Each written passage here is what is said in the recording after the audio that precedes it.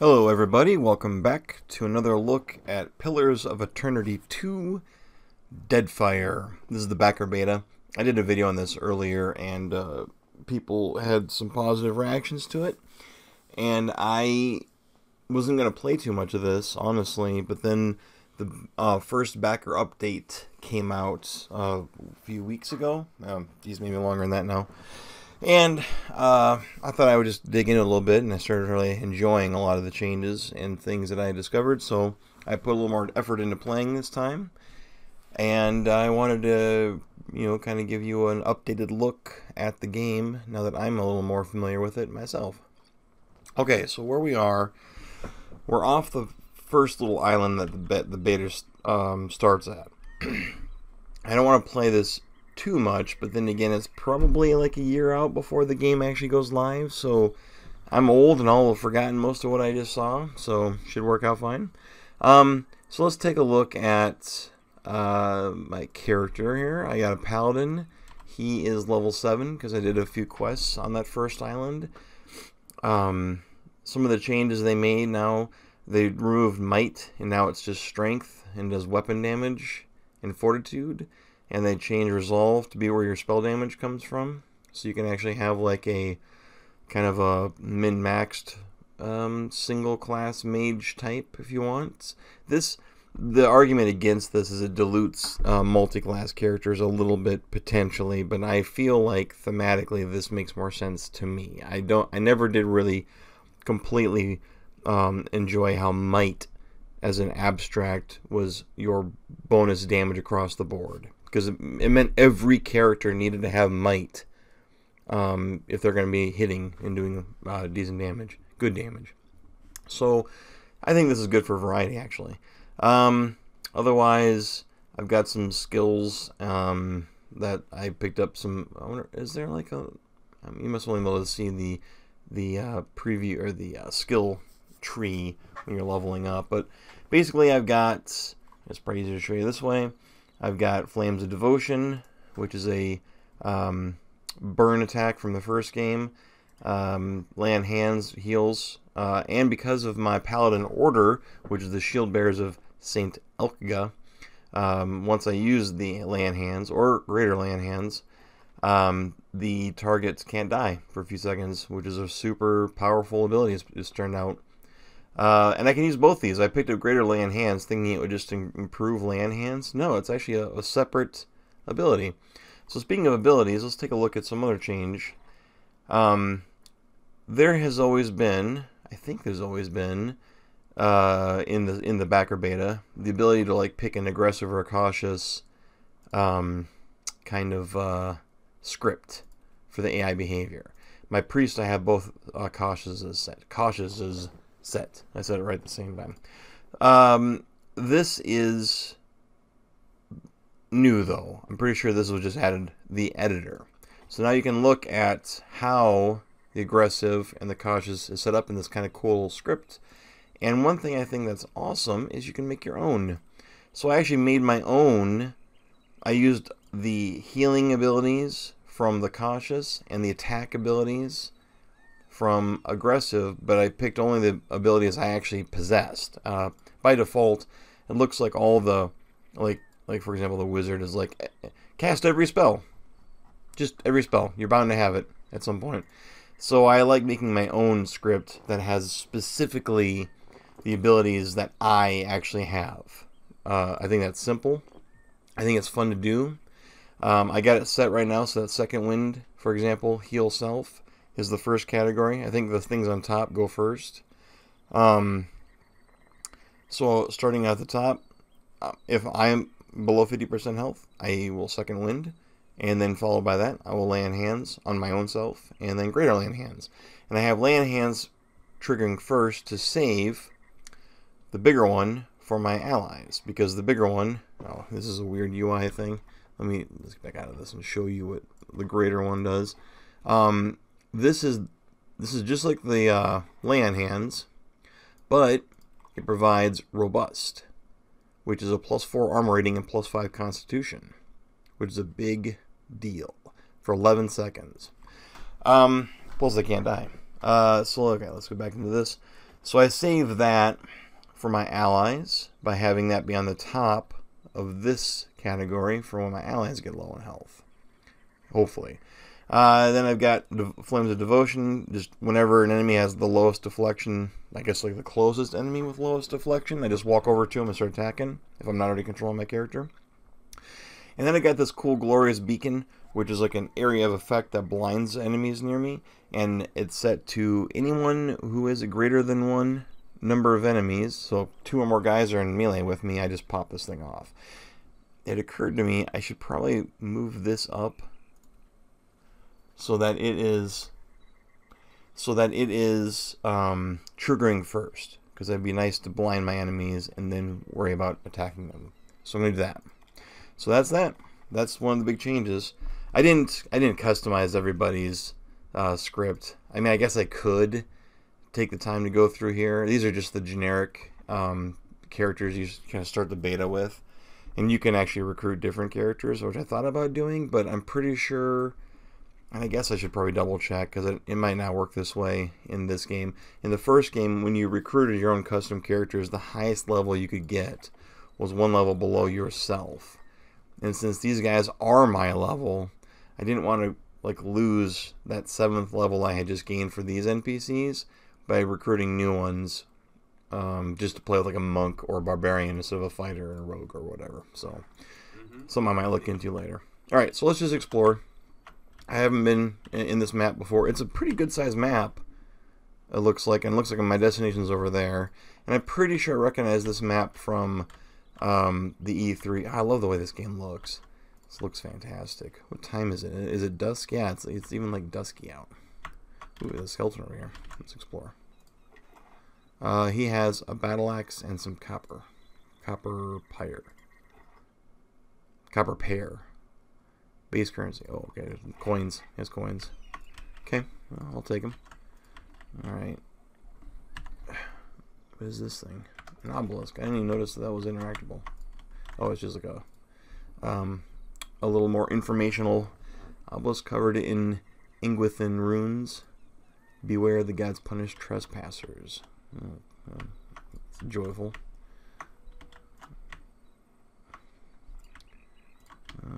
Okay.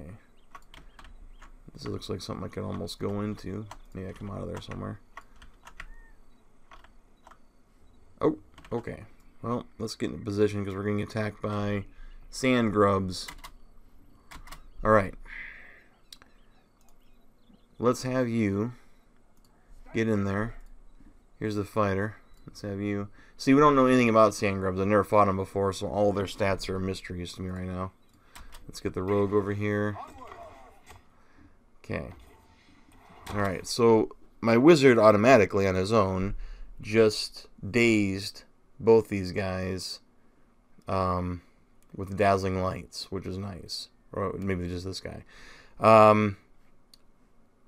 Confounding blind. The rogue just did confounding blind and crit. Well, here's something that I didn't notice until just playing recently, and I don't know if this is new or not. They've always had this really good log here. Like you can change the size of it. You can look at just like the just the rogue's action. So far, she has grazed a sandworm and then confounding blinded that same target. But if you hold on shift, it gives you more information. Look at this. It breaks down the accuracy and the deflection of your attack and the target's defense, and it gives you a breakdown of where their armor and penetration values are coming from. And then the damage value that you're getting right there too. And I think this is fantastic. This is super good information to have. So I'm going to keep an eye on that log because I find it to be very useful. Meanwhile, we've got this man. Probably I'm paying more attention to the fight. Now, I imagine the full version will eventually have, because there's a double speed. There should be a half speed here, but it doesn't do anything. And I'm thinking, my theory on that is that they want the base pace of the combat to feel right, and then they will layer in the slow mode once that feels right. So as a beta tester, I guess I'm supposed to be testing that as well, probably. Okay, let's Watchful Presence. Watchful Presence is really powerful. Anytime you're getting an ally's near death, a healing burst will heal them. So we're going to get that up because I'm not sure how tough these guys are. He's doing Flames of Devotion against this grub. Let's have him knock this guy down. Okay, that worked. Alright, so that worked. We got the Watchful Presences on us now. There it is right there on the bottom. Thanks to my Inspired Defense aura, we're all at +2 armor. Actually, I just upgraded my Inspired Defense. I think we also all regenerate health. Yeah, we get a little bit of health per 3 seconds. Okay, do you have any big spells? There's a Fireball spell, and I have a Wall of Fire, which I think I'm going to just put like right there. Yeah. Oh, no, wait, hold on. Don't do that because they're just like spitting at us. Okay, so let's go ahead. He was going to cast Fireball and I canceled it, so let's go ahead and put that back up. Actually, let's empower that Fireball spell. Empowering is a really powerful ability. You can only do it a couple times before you have to like rest to get it back. But let's go ahead and do that. Okay, no one needs to walk into the Fireball effect. Okay. Alright, we should be safe there. Okay, so that was pretty good. That hit that guy really hard. And then we're going to move up, so my priest is closer. And she's going to do another Fireball. I want to see how good the AI is at targeting that Fireball. Oh, this is slowing us down. Oh, he did a good job, actually. She targeted and hit these 3 guys, and this guy got tagged a little bit because he was walking into it. Oh, okay, so my rogue is getting low in health. She can't escape. Or Shadowing Beyond because they're grayed out. I'm not sure why she can't. Oh, she has no Guile. Guile is like a point pool that I don't know how it builds. It's just like my Paladin has Zeal, and his abilities cost Zeal. Alright, so oh man, I'm really torn. My Paladin is chased after this guy to the point where he's out of range to heal her. No, he's not, I guess. Let's have him. Oh, you know what? It's my fighter down here doing it. I should probably zoom in a little bit so I can see my guys better. So, my fighter, yeah, just keep taking that guy down. You heal her because she's getting low on health and she's being targeted by this guy, it looks like. There we go. Now she's got the robust buff, and for the next few seconds, she's actually unkillable. You go back to here. Why don't you spend your last point of Zeal and Flames of Devotion this guy here, and then yeah, you actually come up here and flank because you'll get sneak attack damage. Oh, that worked out really well. That did a lot of damage actually. Let's look at his log. He hit for 28 damage. 22 plus strength bonus plus fine sword plus 3.5 burn damage from the flames. That's pretty good. Okay, I think we got this. And the nice thing about these scripts and having the AI just go ahead and cast the spells it wants is that they made spells and a lot of abilities, most every ability, per combat. See, she gets all these spells back now for the next fight. And some people don't like that change, and I can understand why you wouldn't. I think it's brilliant, especially when you pair it with the script system, because you don't have to have like a script that conserves spell use. You can just be like, yeah, go crazy and cast whatever you want to cast. I think that's the best way to do a game like this. Is just to let people have fun with their abilities and not worry about running out of them and having to conserve them. Okay, we got a rod and some coins. Let's see here. I don't see where I am in relation to the edge of the map, so I like to fully explore these maps, and my plan is to fully explore this map for this video. We'll see how far I get. That's cool looking. I don't know what that's all about there. We got an addendum to the quest. Oh, we found a map. It shows a course plotted. Let's see here. Found a map at a camp with directions to Takawara. Oh, you know what? Takawara is where I actually came from. Can I look at the world? Yeah, I can. This is where you start. Presumably they've added a few, like at least one. I think they added a new island to explore in this backer update. So I wonder if in the full version, like another reason I'm not worried so much about playing this now is the full version. I mean, first of all, I have a party of actual characters that I built myself, or NPCs. But like your reason for coming to this part of the world will be explained, and then also like if it's just like the last backer beta for the first Pillar of Eternity, the content was kind of different. The quest and a lot of the stuff was different, so it should be fairly unspoiled to play it now. Plus, like I said earlier, it's quite a ways out probably. Oh, it's one of those Soul interactive things. Kind of forgot that was a part of the game.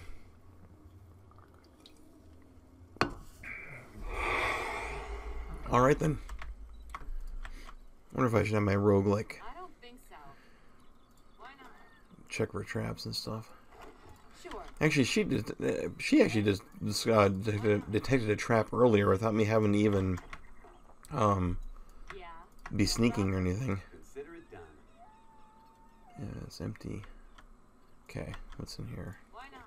Oh, I like these little choose your adventure things.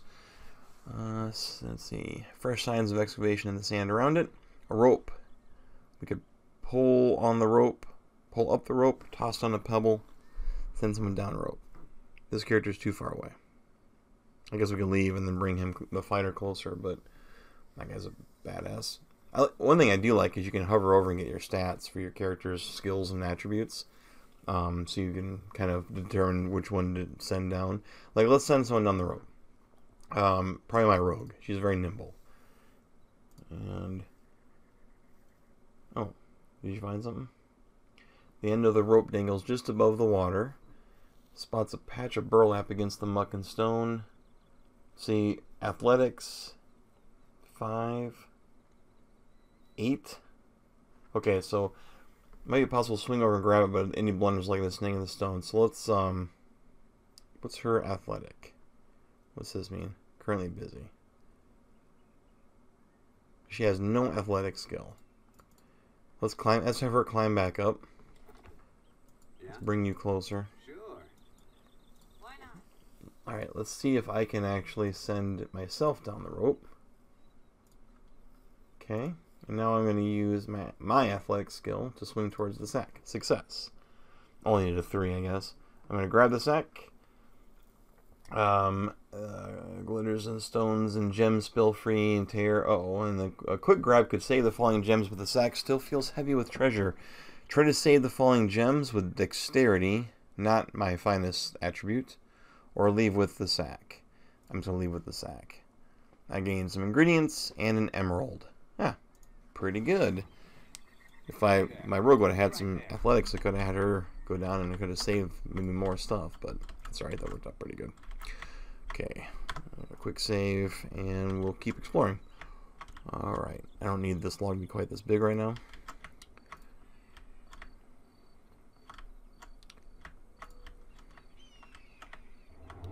Oh, that's not creepy or anything.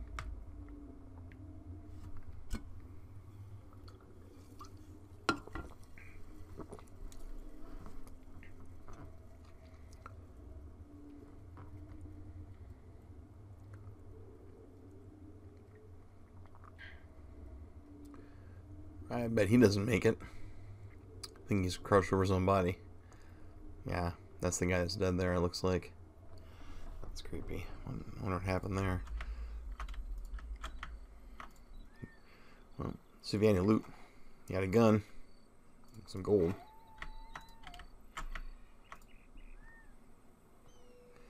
This looks like a thing, but it's not interacting, so who knows. Okay.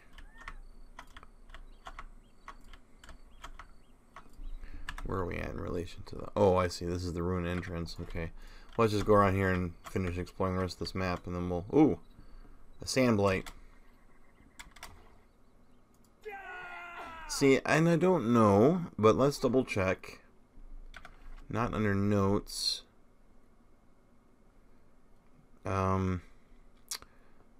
There was like a bestiary before. Bestiary? Like a monster manual. And it had stats for the creatures that you had fought. But I don't remember how to get into it. Or if it's even implemented, maybe. So, But like as you fight enemies, these like you'll know things about them, like their armor values and their.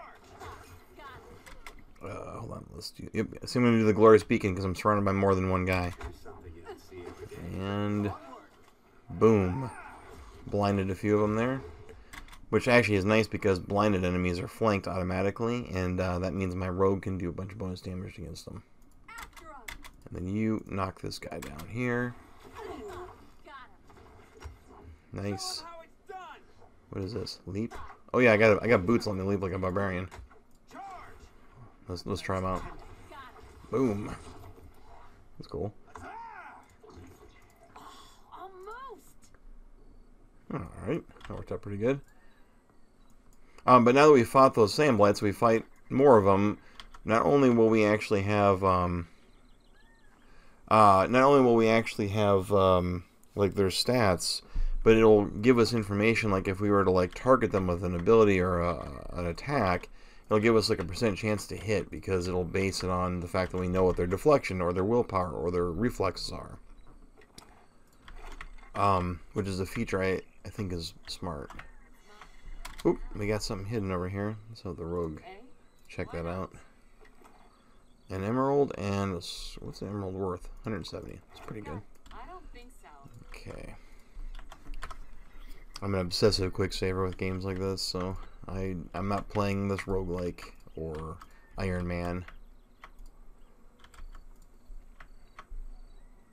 Oh god. We have High Priests, and looks like there's something there that can detonate, so the first thing we want to do is try and detonate that, right? I don't know if I have a spell that's going to be hard-hitting enough to... or fast enough casting, I guess. Alright, can we... stealth? We can. Okay, let's get closer. Alright, now... that we're close, we'll save it. We'll have our wizard pop. A little closer. Oh, okay, you get back.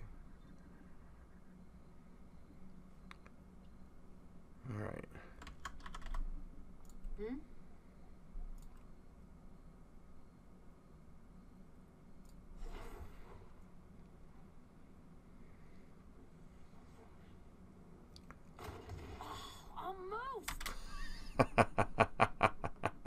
That was pretty awesome. Okay, you keep getting back. Everybody stop stealthing. Everyone stop stealthing. Get out of stealth. Because they don't want to fight because they're surrounded by, guys. Alright, now she just got paralyzed, so I'm going to have him cast... oh, he's already going to cast Suppress Reflection. Look at that. See, the AI scripting is pretty good, even by default. Okay, so let's put up a wall of... No, that seems silly. What's happening over here? My guy's being attacked by this skirmisher. Let's put a flame shield on... Well, I guess it only affects myself. How does flame shield work exactly? Engulfs the caster in fire, increasing freeze armor and causing burn damage to anyone who attack him. Alright, well, you go ahead and put that up. That's fine. Let's get this guy burned. And you come over here and knock him down. And then you use your cool new Shadowing Beyond ability, which makes my rogue invisible and gives him a plus 50 deflection for 12 seconds. And there we go.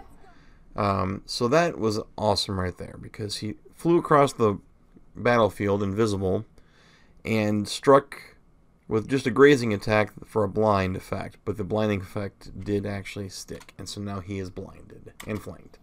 We're going to get him again. Stab. There we go. Get him. And she's still invisible, even though she's attacking. That's very powerful. Holy shit.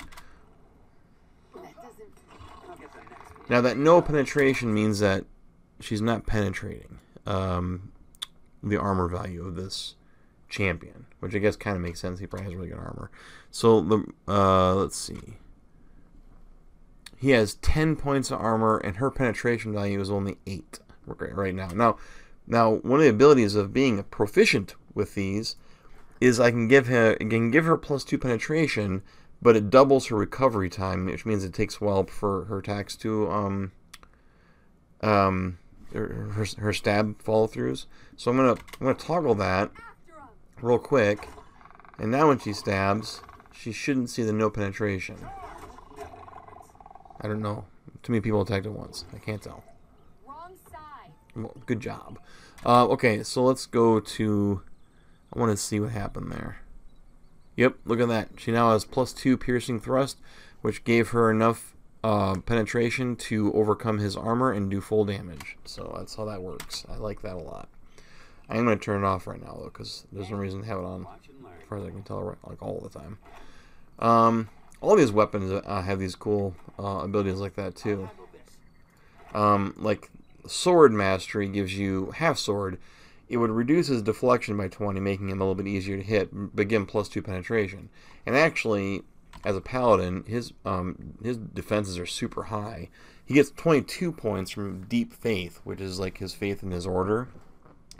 So arguably, he's already, and he's got a shield too, so he's kind of already got like a much higher than normal deflection. And I don't find him in danger very often most fights, so I think I might pop that right now and just keep it up all the time. Yeah. Oh. Well, everyone's gonna have to start fighting. Let me knock the guy's concentration off. I'm gonna watch these guys fight and not interfere. There we go. These champions have very high armor. 10 points of armor is a lot. Like, almost none of my guys have weapons that can... What are you doing? That have weapons that can actually even like, get across that. Alright, let's... Oh! Trap. Let's see if we can break it. Trap disarmed. Excellent. I needed a 4 and I got it. I only have 3. Actually, I only have 4. 3 from her own mechanic skill is 3. And then she gets +1 more from party assist. I need to put more points in her mechanics. See, if it was my rogue, I would have already put more points in that skill. Those barrels are super fun to explode. Let's do it again. Yeah.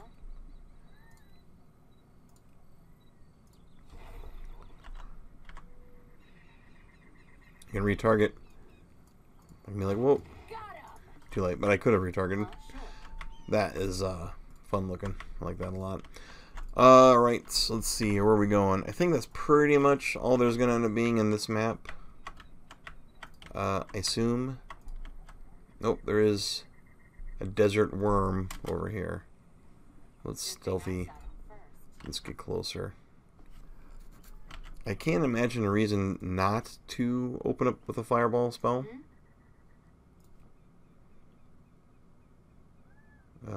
Except for the fact that I can't really... What's there? I don't have exceptional hearing or anything.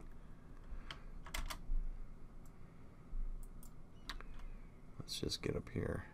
Oh, there are quite a few of them. Okay.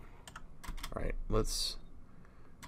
As that one just before it gets ready to go, I want to move all my other guys out of stealth, so that they're not sitting around with my wizard being the only one. In view. Actually, we can keep the rogue, I guess, in stealth. My eyes are peeled. Oh god, there's so many guys. Okay, yeah, you do that. Let's put the wall of fire up. Right on top of the... Jeez, what is that all about? Let's empower a fireball right there. And let's have you go knock this one down. And let's have you drop this.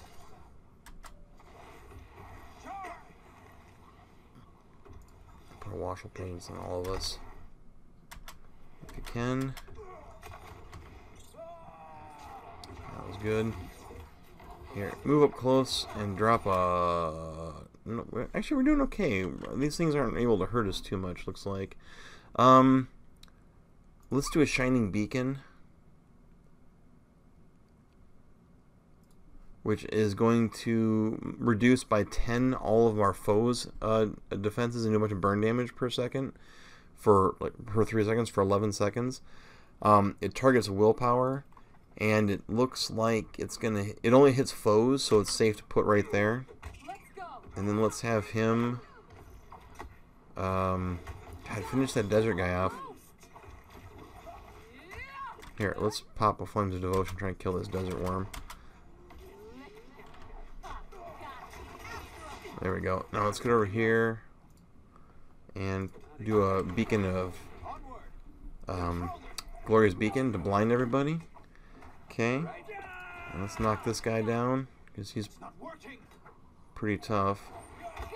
There we go. And okay, we need to Rod of Zeal. Well, let's pop this Holy Radiance. Let's move a little closer to get everybody.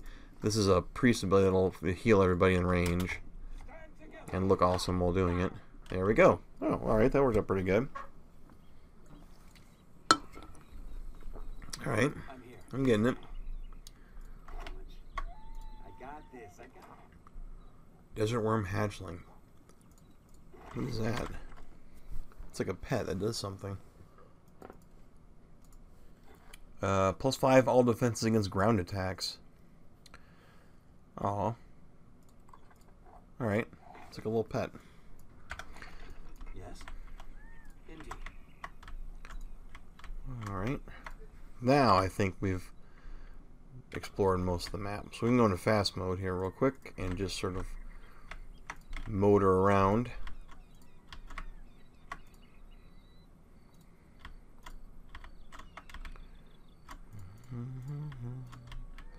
Okay. Alright. There's the camp. There's a rune entrance.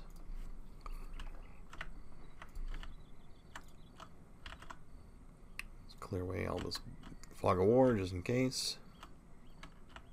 Alright, let's head up here. See, most of us have at least one of well, her powers are gone because I keep fireball and stuff with powered fireballs because it's really fun to do. That's fine. I don't think we need a rest. No one's taken any injuries just yet, so. Oh. Alrighty then. Okay, well, this is fine. This is fine. Resists dexterity, strength, and resolve afflictions. Okay, so let's Flames of Devotion. Try and knock it down. Of course, that's a. I think being knocked down is a strength strength affliction, so this probably won't work. But let's Shadowing Beyond and get behind him to flank. Let's slow him down with a slow spell. Oh, it did knock him down. And he's reloading. Let's put. Okay, we need to pop this Shining Beacon on him.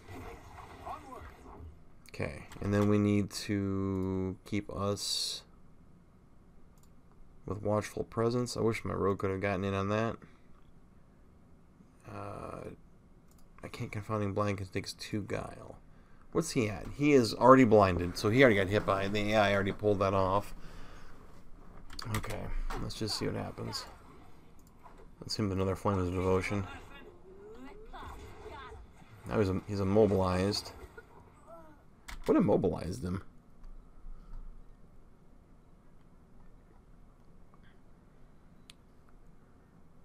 Oh my god, the Flames of Devotion critted him. 33 piercing, slashing damage, and 16 burn damage. That was a big hit.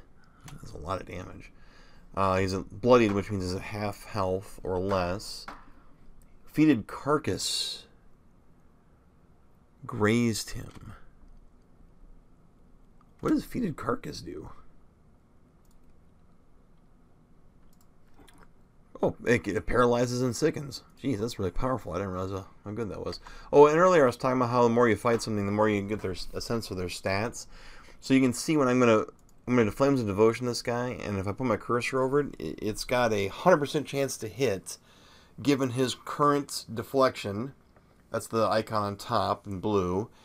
and it's got a -3 to penetration because his armor must be really good. I'm gonna guess if I were to look at someone else and see, his armor is 7. Well, that's not very good. Well, let's see what happens. Yeah, no penetration. Why? Oh, his armor is back up to 11 now. It was must have been briefly reduced from some other effect, and now it's not. So his armor is 11. I got 12 here. Well, my penetration's higher. So I did hit him again for a lot. Once more. Oh, I can hit. I got more than zeal to hit him again. There we go. Yeah, that Flames of Devotion's a powerful ability. Only takes 1 zeal. Ah, there's a scare beetle over here. Let's heal him.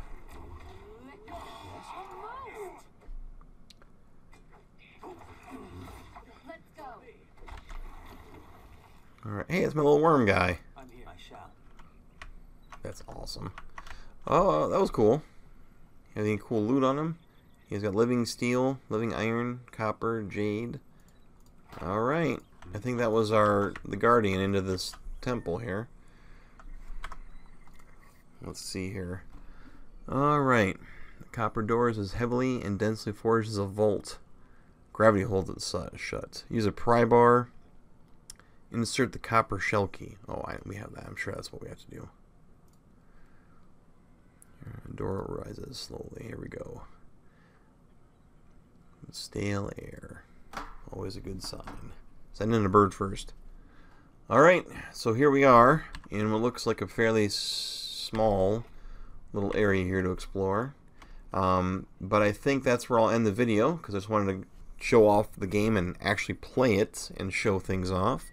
For the most part, this has been a very, very positive experience for me. I'm really enjoying what they've got going on here. I like the changes to their stats. I like the way the abilities work. I like the way the characters work. I was initially kind of resistant to a lot of the feats being just abilities because I liked picking a feat every once in a while. But it's worked out much better than I thought so far. I do hope there's going to be more abilities coming, especially more spells for the given spell levels. I mean, there's a decent amount right now, but I'm some of the spells I noticed for Cleric, for example, are mostly just buffing a stat, and I want some more variety in those if I could get it. And there's been a few bugs. You'll notice right here we've got missing strings here and there, but I've been playing for a couple hours now, and I've only seen a couple of little UI bugs like that, so it's been pretty solid. All right, well, I'm gonna just save my game here and probably call the video here as well. Thanks for watching, and please, if you have any questions or want more videos like this, let me know in the comments, and I'll be happy to make them. So, thanks again.